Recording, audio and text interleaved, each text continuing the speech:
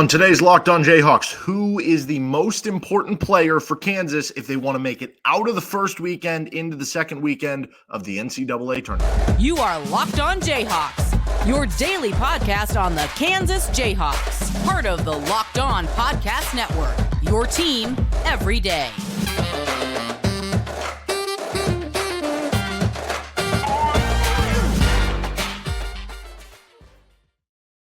I'm Derek Johnson. Give me a follow at DJohnsonRadio on Twitter. He's Nick Schwert. Give him a follow at Nick_Schwert. You can find your podcast here with Locked On Jayhawks anywhere you get your podcast. I think you're making it your first listen every day. We are free and available anywhere you go, including on our YouTube page where you can like and subscribe to the show. On today's edition of Locked On Jayhawks, who's the most important player for KU this week as they try to make it to the second weekend of the NCAA Tournament? We'll have a fun little game of more likely for KU, and then we'll finish up with whose stat line is it anyway. First, today's episode is brought to you by FanDuel. Make every moment more. New customers join today, and you'll get $200 in bonus bets if your first bet of $5 or more wins. Visit FanDuel.com/lockedon to get started. Nick, hope things are going well. I don't know if you already have a bracket winner. Maybe I'll ask for who's your Final Four and any favorite Cinderellas at the end of things here. But big question right off the bat here for Kansas, because I think it's an interesting one. Obviously, with Hunter Dickinson and Kevin McCullar, it's kind of health permitting. But I think you can make a real argument for a lot of different guys here. So I'm curious what your answer would be. Who do you think is the most important player for Kansas if they want to make it out of the first weekend? Yeah, it's tough with McCullar. It sounds like Hunter's going to be able to go, so that's an easy starting point. He's your best player. But the guy I'm actually going to go with is Dajuan Harris. I thought that game against Cincinnati, I know everybody's kind of ready to purge that into KU's Big 12 tournament run, if you want to call it that, from their memory. But Dajuan was, along with KJ, kind of the guys who, with those two out, hey, I know you're not a great offensive threat. I know you're not a prolific scorer, but you're a 3-year starter, right? Like somebody's got to step up here in their absence. And we saw that from KJ a little bit. Obviously didn't manufacture any success for KU, but we saw KJ kind of rise to this occasion of next man up. I was a little disappointed to see Dajuan have a really rough outing. And now that you're getting into the NCAA tournament, he is a national champion. He started on a national championship team. This team's margin for error is so razor thin. And we've talked about it all year. There's not one guy where it's like, oh, if he just plays well, then this team can't be stopped. No, we've seen all these dudes individually have great games in losing efforts. So it really is a all hands on deck sort of situation. But Dajuan's the guy I'm kind of looking at as I'm wondering if this team is going to hit the reset button here in the NCAA tournament. Can you turn the page? Can you put all of the failures, if you want to call them that, from the regular season behind you and really put your best foot forward? He started on a team that did exactly that back in 2022. And I don't know exactly what that looks like. I think it's the same stuff we've always talked about, which is be ready to shoot, right? Like be willing to shoot, just being a leader on the court. This team desperately needs that, and he's the guy I think everybody should be looking to. So I was going to say Dajuan Harris too. Maybe I'll give a different answer just to change things up, but just to kind of add to what you're saying, because I do actually agree. It would be Dajuan Harris. You're right. Hunter Dickinson, your best player. If Kevin's back too, then yeah, he's your other best player too. But I agree with you on Dajuan Harris. And I guess maybe that gets a little amplified in who you're playing in the first round with Samford. That's a team who presses. That's a team who has a top 20 turnover rate. Kansas on the season is only 2-4 against teams who have top 25 turnover rates defensively. Samford is one of those. Now, Samford did it against lesser competition, so like their turnover rate being top 20 isn't as impactful as maybe like TCU or Houston's being top 20, obviously. But point being, it's a team who presses, and you're playing in altitude. You have a thinner team. It's not just about how you deal with the press and how you avoid the turnovers. It's also like straight up about, can you maintain your level of play as the game goes on? Can you, not get overly tired, because that's been a problem for Kansas this year. And if you're playing a team who's pressing, does that become a thing? And, when you think back to the NCAA tournament, like last year, obviously the I guess 10-second call is the one that comes to mind with like Dajuan Harris last year in the NCAA tournament. And then you also think of like him stepping out of bounds in the national championship. So there's some not great like thoughts there, but like he was actually really good in the NCAA tournament last year. In the 2 games he played in the tournament a year ago, he was a combined 10 of 22 shooting.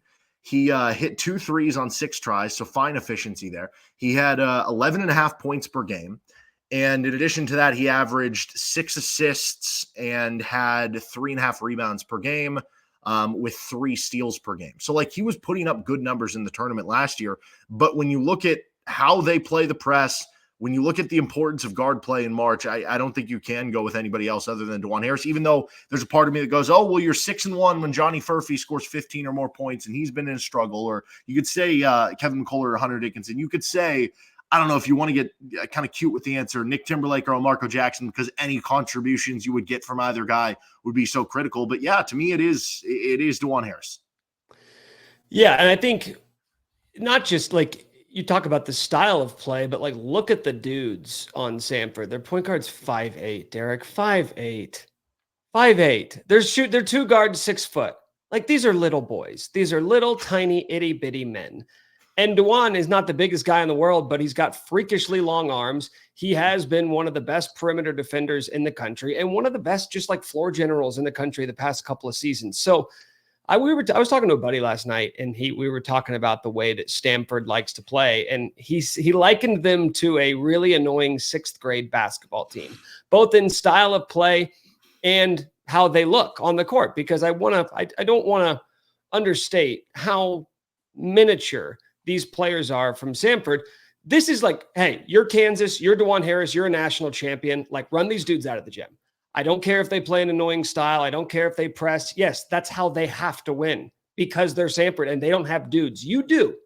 Now, your dudes haven't been performing up to your standards this season, but Dajuan, like this is a game where I feel like he can dominate in his own way, right? Dominating doesn't mean 20 and 10 assists from him. Dominant means just stifling defense, limiting turnovers, making the plays when they're there. Like we know what a good Dajuan game looks like. That's what I really want to see on Thursday. Here's what's interesting too. This season in losses, Dajuan Harris is 2 of 20 from 3-point range. That is 10%. In wins, Dajuan Harris is 22 of 44 from 3. That is 50%. That is quite the difference between the two of those. Now, I will say, honestly, if I was picking a second one, it probably would be Hunter Dickinson when I think about it, because if you're playing Samford, if you win this game and hypothetically you played McNeese State in the second round, if that were to be the case, then you have questions about how is Hunter Dickinson going to defend in space. If it ends up being a second round matchup, if you make it there and you're playing Gonzaga, that's more of a team who likes to post up a bunch, and that would be maybe a more favorable matchup for him specifically. But this first matchup with Samford, this is actually pretty wild. I don't know the proper pronunciation here, if it's a chore or a core or what. He is Samford's leading scorer, averages 15.8 points per game, 6.1 rebounds, 1.8 blocks. He is 6'9", so certainly Hunter has the size advantage there. But this dude is only playing 22 minutes per game, and he's averaging 16 and 6. But the big thing that comes to mind there, he's shooting 44.6% from 3. So there is a little bit here of how much can Hunter Dickinson give you on the defensive end? Because it be the postseason? Like, are you going to get max effort Hunter Dickinson, which I don't really know what it looks like, because we've had this conversation before. It's a very effortless, 20 and 10 and kind of what he's putting up. But I think that would be the runner-up that I would go to with Hunter. Yeah, and I think that when you look at that kid that you mentioned, their leading scorer, I think it's Akor. When they got to their conference tournament, he was playing 25 to 35 minutes a night. Like, I expect him to be out there a ton, and to that point, you can talk of everything you want about that scares you about this matchup for Kansas. Talk about everything that Samford does well. Push it all aside. The only thing I want to know is Hunter Dickinson going to have to chase this dude around the perimeter for 30 minutes? Because if that's a yes, then that is immediately my number one concern. If it's a no, if you can find ways to negate that, which I imagine Bill Self, this staff is going to spend all week trying to figure out exactly what they're going to do for that. Maybe it's zone, maybe it's junk defense, or maybe they just say, do it, try it. But regardless, if that's not an issue, everything else seems a little bit smaller. Yeah, and for what it's worth, if you're wondering, could you cross match? Could you put KJ on that guy and put Hunter on the 4. Well, the 4-man for them actually has taken more threes, and he's shooting 39% from 3, so that isn't totally beneficial there. All right, let's get on to a little addition of more likely. I have a couple different scenarios that will go back and forth between. Finish up with whose stat line is it anyway on this episode of Locked On Jayhawks.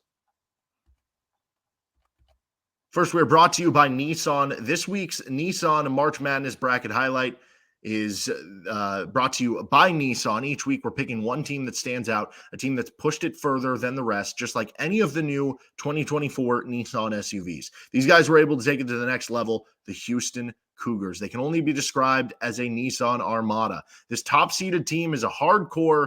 They play great defense, and it's no wonder they're expected to have a deep run in March after getting one of the top seeds in the NCAA tournament. Take the Nissan Rogue, Nissan Pathfinder, or Nissan Armada and go find your next big adventure, just like Houston's hoping to have as they advance through the bracket. Shop NissanUSA.com. On to a little episode here of More Likely, which I'm going to give two different scenarios. You say which one's more likely. Pretty simple, right? All right, first one. Kansas making an Elite Eight or losing in the first round. Which of those two is more likely? I mean, if I'm doing like Vegas math here, then the answer is the first round because they're a 7.5 point favorite last I checked. Ken Palm has them as a 73% chance to win. Right. So 27% chance of losing. I think that's probably higher than the chances of most teams making it to the Elite Eight. I'm sure like the New York Times or something has already broken this down, and that would be really annoying if I just went and found that and just gave you the actual percentage chance. But you're asking for my opinion, and I think it's an Elite Eight. I really do. I think that I talked about this on our podcast last night. I know a lot of people are looking at some of these teams and saying, whoa, Samford, their style of play. Same with McNeese State. Listen, man, this is Kansas we're talking about. And I get it. This year's been rough, but you got 3 mid-major schools in your pod to get out of the first weekend. Like, are we really going to start clutching our pearls now? If you are worried about Kansas not making it out of the first game, it's not about Samford. It's about Kansas. It's about the fact that you just don't trust this team, which is totally reasonable based off what they've given you this year. But I am going to say Elite Eight. I don't think I'm predicting it because I'm probably going right in the middle. Like when I fill out my bracket, I'm probably going to have Kansas losing in the Sweet 16, which I think would be a successful season. But I'm really not expecting them to lose this game in the first round. Like I actually think that Kansas is going to go out there with a chip on their shoulder and look pretty impressive versus Samford. Elite Eight, get a little lucky. Maybe we get to set basketball back to the 1960s with the Zach Edey, Hunter Dickinson matchup. But I mean, I just don't see them losing in the first round. It's really what it comes down to for me. Yeah. I mean, I do think the more and more you're seeing these analysts and you're seeing the bets go in the way of Samford, that almost makes me feel better. It's always the one you don't expect. Remember a couple of years ago, everybody was picking Iowa to be the surprise team that made a Final Four and upset Kansas in the Sweet 16. Well, guess what? Iowa didn't make it out of the first round. And then some of the other ones that were maybe more popular, they end up getting through and getting the victory. So that should maybe make you feel a little bit more confident. I honestly think the Gonzaga, if you do end up playing them, and then Purdue matchups, like those are the best teams you could play on the road to the Elite Eight. But stylistically, like those matchups are not bad matchups. Like those are just teams that are good. You know what I mean? Whereas the McNeese State and the Samford ones, they're worse teams than Gonzaga and Purdue, but those are tougher stylistic matchups. So I wouldn't rule out an Elite Eight run for sure. So yeah, I think percentage-wise, it still would be losing the first round. I guess I lean Elite Eight, but I don't know. Percentage-wise, maybe it should be first round. All right, Kevin McCullar playing or Michael Jankovic playing? And I'm talking actually, no, just any minutes in general. What is more likely, Kevin McCullar playing or Michael Jankovic playing? I'm going to go with Kevin McCullar here. Okay. I think I'm not the biggest Kevin McCullar fan. The fact that Bill Self came out on Sunday night and said, yeah, Hunter's looking great. Not sure about Hunter. Haven't even really seen him lately. Again, like you can take these words at face value if you want, or if you've heard him speak enough, you can kind of read the tea leaves sometimes and maybe get a sense of some frustration that might be existent. When he spoke last week, Bill Self, he said pretty confidently they expect to have both of them back for the NCAA tournament. Like he wasn't leaving a ton open for interpretation. Well, you fast forward a week and all of a sudden it's like, yeah, we're not really sure. We'll see tomorrow. So that's a little concerning to me. Not as concerning as the idea of Michael Jankovic getting legit minutes for KU in the NCAA. Well, it doesn't have to necessarily be that. If you think they're going to beat Samford by 20, he could get in late. I'm still going to say Kevin McCullar. Okay. Because how many blowouts has KU had where the walk-ons get run? The walk-ons arguably have gotten more run this year in when they're getting blown out. Yeah, as like pinch hitters than they have when like KU's just resting the studs. So I'm going to go McCullar there. I'll go McCullar as well. KJ Adams leading Kansas in scoring, or Johnny Furphy leading Kansas in scoring. This is for their entire tournament run, however long it ends up being. What's more likely? Which one of those guys? Yep. I think it's different if it's like a single game. If it's a single game, it's easier because Johnny can pop, but Johnny does two things. He knocks down shots and he scores in transition. And that's why it's a little streaky. That's why there are games where he's taken out of it because he doesn't really operate with the ball in his hands. He's not going and putting it on the deck and pulling up from mid-range. He's not trying to drive and create contact. Like most of his free throws come in transition as well. But still, like KJ leading them in. This is a tough one. This is a good one because I don't think either one is very likely. I'm going to go Johnny because I'm just going to trust the talent.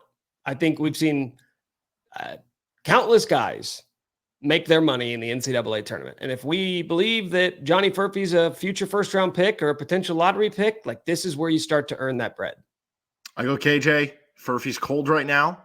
And I mean, if Kevin is injured, then there's a little bit, or doesn't play, there's a little bit more scoring to kind of go around that maybe could go KJ's way.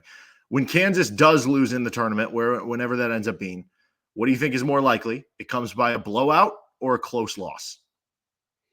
What do you constitute a blowout? 15 points? Is that a blowout to you? Is it just one of those, when you see it things? I think we'll be able to, in the aftermath. Yeah, they've left no doubt the last times they have been. But like, okay, for instance, the Villanova game in the Final Four, that was a blowout. That was 16. That wasn't like, it was never close though. Yeah, it was never close. They've been blown out, 3 times this year? I would actually, so like you go back to even like the Marquette game at the beginning of the year. I'm looking at it now. They lost by 14 points. Never in the game the last 10 minutes. That felt like a blowout. That felt like a blowout. Mm-hmm. So it's probably happened, 5 times this year? I'm going to say close loss because again, if I'm going with my theory that KU is going to go to the Sweet 16 and play Purdue, I don't think Purdue is the type of team that's going to blow Kansas out. They could blow other teams out, but Kansas, like as you mentioned earlier, stylistically, like that's going to kind of play into what they want to do anyway. So if they lose, I think it would just be because Purdue was better or they're the better team. But that to me is like a 7 or 8 point win, right? And even then, like the line won't be 7 or 8, right? If KU and Purdue play, I would imagine they'll be favored by 5.5. I don't know. I'm sure you can probably find those look-ahead lines. So I'm going to go close game. I'll say close as well. And I think you have increased chance of that just because if they do lose in the first 2 rounds, I feel like that would be closer. Like, I don't think you have a 2021 USC with the Mobley brothers sitting there in the pot. Who knows? Maybe Gonzaga comes out and you play them and they hit like 12 threes or something. I don't know, whatever. Okay, Kansas making double-digit threes in a tournament game, which I don't believe they've made double-digit threes this season since the second game of the year. So that happening in a tournament game, or KJ Adams having double-digit rebounds in a tournament game. Man, again, all these more likelies are like very slim percentage chances. I don't even remember the games where they scored double-digit threes. No, I'm pretty sure it was just the first 2 games. I'm pretty sure that's literally the first 2 games. Yes. Okay, so that's not happening. By default, I have to go with KJ double-digit rebounds, but how many times has that happened this year? I think 4 or 5. Okay, so the stats would be on my side. The numbers would be on my side. So, yeah, it's weird. Like, KJ does all the right things. Like he goes after the ball, like he plays the right way, but he's not big, man. He's just not big. So I would say, these first couple games, if you get, Samford's the best opportunity you're going to have. He's going to be one of the biggest dudes on the court.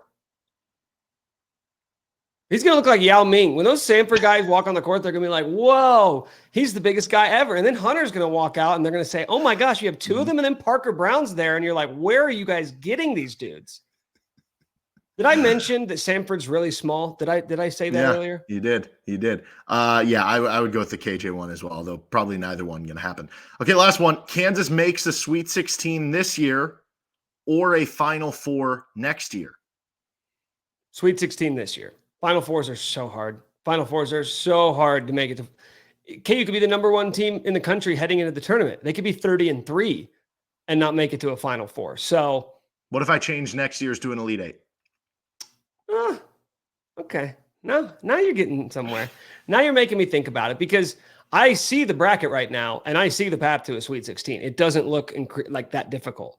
Final Fours are tough. Final Fours are really tough. So I'm still going Sweet 16 this year because I don't know who's back, who is on this roster. Do you know, like, you could probably name 2 guys that are going to be on the team next year, like beyond a shadow of a doubt. Like you could guess on other dudes. Sure. But there's like 2 dudes who are going to be back, and then everything else is up in flux. And as we saw this past offseason, when you completely overhaul a roster, Bill Self tends to have difficulty with those types of teams. Yep. All right, let's finish up. Whose stat line is it anyway on Locked On Jayhawks?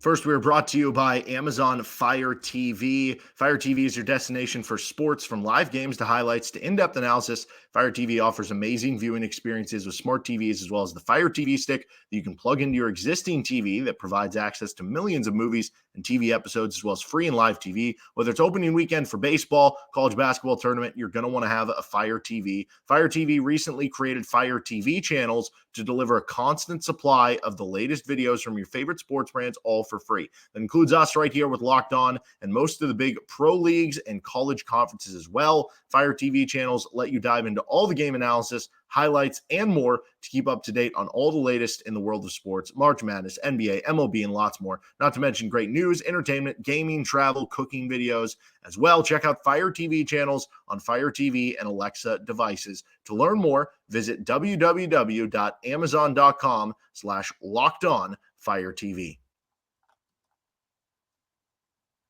We are also brought to you by FanDuel Sportsbook. Say goodbye to busted brackets because FanDuel lets you bet on every game of the tournament. Whether you're betting on a big upset or a 1 seed to make it through, it's time to go dancing on America's #1 sportsbook. Right now, new customers get $200 in bonus bets if your first $5 bet wins. That's $200 to use on point spreads, money lines. You can even pick who's going to win it all with one of their futures, who's going to go to the semifinals, who's going to make it to the Sweet 16. If you just want to pick, maybe an underdog to make it a few rounds past, just visit FanDuel.com/LockedOn and bet on college hoops until they cut down the nets. FanDuel, official sportsbook of the Locked On Network. All right, we're back here for a little whose stat line is it anyway on this episode of Locked On Jayhawks. Thanks for tuning into the episode. On tomorrow's show, I'm going to go through the bracket. We're going to use history parameters to give you what teams can make the Final Four, what teams can win the national championship. Okay, so for today's whose stat line is it anyway, I am going to give you, if you've ever surfaced through KenPom, you can click on a player and it has their statistic profile and it gives you the comparisons to what this player's stat profile is most like. What other player does he correlate to?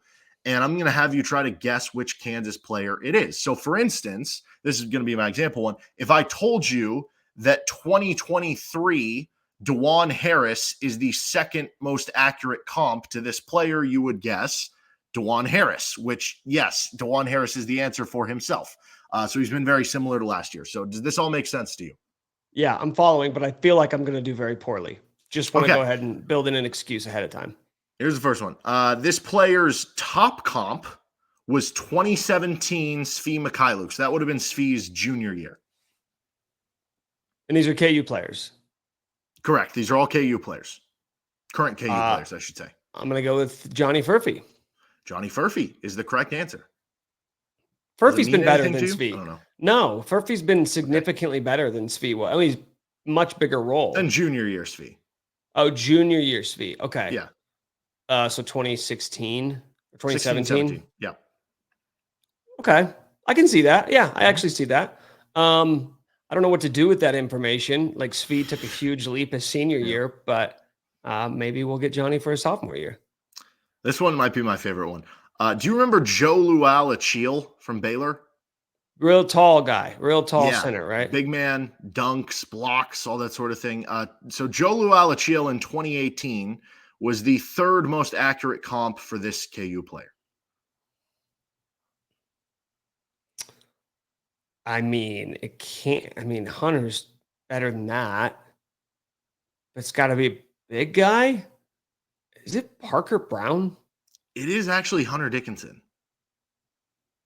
It's kind of disrespectful to Hunter, don't you think? I mean, it's the stats don't lie. They don't have bias, right? It's just some formula. I think the algo is a little finicky. I think Ken Palm maybe needs to update the algo on that. Have you ever once watched Hunter Dickinson and been like, man, this reminds me so much of Joe Lualachil? It's got a lot of Joe Lualachil in him. I do like the cross race comparison. We don't get that a lot from like talking heads on TV. Great. So the algo, no biases there. No. All right, last one I got here. I don't know if you remember Mariel Shayok from Iowa State. He was the fifth best comp for this KU player. I remember the name. I don't remember the player. What would that have been? Like 2014, like around this was 2019. So I believe this was the Iowa State team that I want to say Kansas lost to Iowa State in the Big 12 championship game. Tyrese Halliburton? Yeah. That might have been, I know it was the Dedrick Lawson team for KU. Was Halliburton there by then? Can you give me a position? Steve Prohm might have been the coach. Okay. Yeah, that sounds right. I just remember making a lot of puns like Mariel Shea knocking down shots, something like that. Sounds right. Why don't you give me Nick Timberlake? No, the correct answer here is Kevin McCullar. So if I told you that basically a team had a starting lineup of Dajuan Harris, junior year Svi, Joe Lualachil, and Mariel Shayok, that do much for you? No, it doesn't do any. It sounds like a second round exit, quite frankly. Is it supposed to? I don't know. I just thought it was kind of funny. I mean, these don't really mean anything that much. I just not really. Well, now I want to go to like historically great players and see what their comps are. Zach Edey's. Oh, Isaac Haas, another massive 7'4" ogre from Purdue. I'm guessing another Zach Edey is on Zach Edey's. Is that maybe? No, but he does get Kofi Coburn a couple of times. That checks out.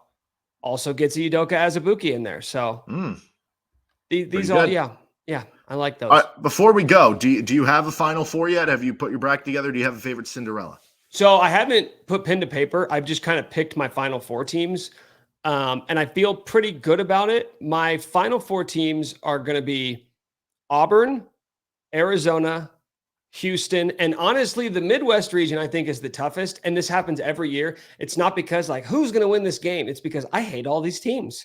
But somebody has to go. And I'm usually pretty bad at this, so I'm going to flip what I normally do. I'm just going to take the team that I hate the most, and it's Purdue. I don't believe in Purdue at all, but they're good, and I know they're like. I know what happened last year, but I mean, whatever. Who else? Like. Who are you supposed to tell me like there's no way Purdue can get through them? And the answer is there isn't anyone. For my national championship, I think I'm going to go Arizona over Houston. So that's what I'm going with right now. In terms of favorite Cinderellas, I'm sure you're all over this one because I know you well enough. I really like Grand Canyon. Tyon Grant Foster, legend, Kansas legend. And do you remember Sidney Curry? I don't know that he plays that much for him. Yeah, the kid who I guess both were committed to KU, and then he like committed to Louisville. He made it all the way to Grand Canyon, did he?